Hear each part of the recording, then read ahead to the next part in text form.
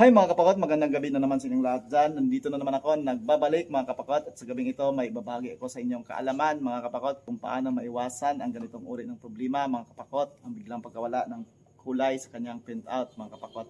Siguro na nagawa din ninyo ito mga kapakot at sana sa aking ibabahagi ngayon pagkatapos nito ay iwasan niyo na ito kasi ito ang maaring dahilan kung bakit nawala ang kulay ng printout ng ating mga printer mga kapakot. So mga kapakot, ang aking ibig sabihin ay siguro naranasan ninyong i-plug out ang inyong printer na hindi pinapatay yung switch button ng ating printer. So ito ang mga kapakot ang mangyari kapag ating pina-plug out na hindi pinapatay or ina-off ang ating printer.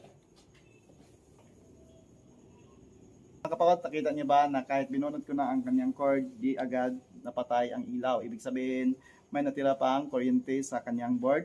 At mga kapakot, bago ito mag-totally shutdown, gumagalaw muna ito.